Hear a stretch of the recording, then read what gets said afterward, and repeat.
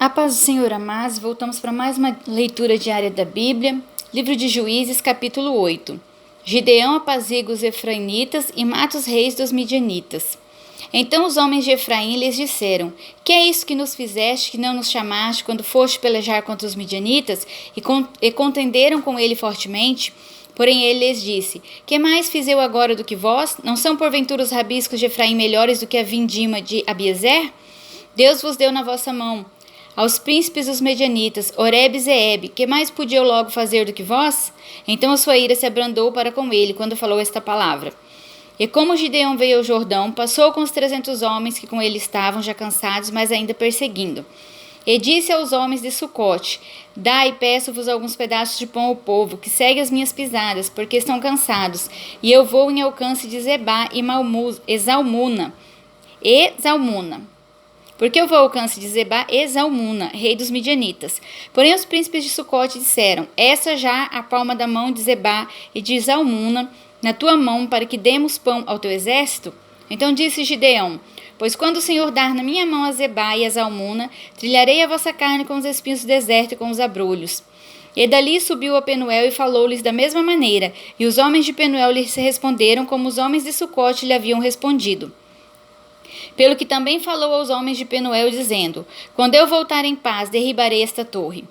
Estavam, pois, Zebá e Zalmuna em Carcor, e os seus exércitos com eles, uns 15.000 homens, todos que ficaram do exército dos filhos do Oriente, e os que caíram foram 120.000 homens, que arrancavam a espada. E subiu Gideão pelo caminho dos que habitavam em tendas para o oriente de Nobá e Jogbeá, e feriu aquele exército, porquanto o exército estava descuidado.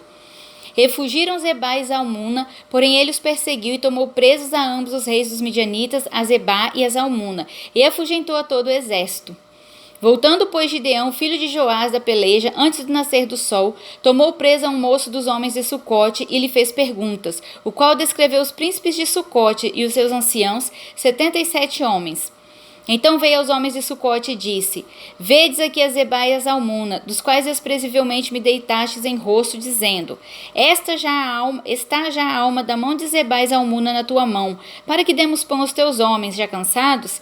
E tomou os anciãos daquela cidade, e espinhos do deserto e abrolhos, e com eles ensinou aos homens de Sucote.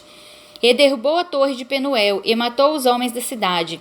Depois disse a Zebá e a Zalmuna: Que homens eram os que matastes em Tabor? E disseram: Qual tu, tais eram eles, cada um ao parecer como filhos de um rei.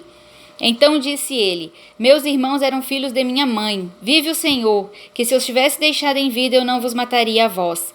E disse a Jeter, seu primogênito: Levanta-te, mata-os. Porém o mancebo não arrancou da sua espada, porque temia, porquanto ainda era mancebo. Então disseram Zebá e Zalmuna: Levanta-te tu e acomete-nos, porque qual homem, tal a sua valentia? Levantou-se, pois, Gideão e matou a Zebá e a Zalmuna, e tomou as luetas que estavam nos pescoços dos seus camelos.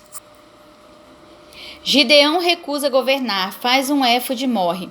Então os homens de Israel disseram a Gideão: Domina sobre nós, tanto tu como teu filho, o filho de teu filho, porquanto nos livraste da mão dos midianitas. Porém Gideão lhes disse: Sobre vós eu não dominarei, nem tampouco meu filho sobre vós dominará, o Senhor sobre vós dominará. E disse-lhes mais Gideão: Uma petição vos farei, dai-me cada um de vós os pendentes do seu despojo, porque tinham pendentes de ouro, porquanto eram ismaelitas. E disseram eles: De boamente os daremos. E estenderam uma capa, e cada um deles deitou ali um pendente do seu despojo.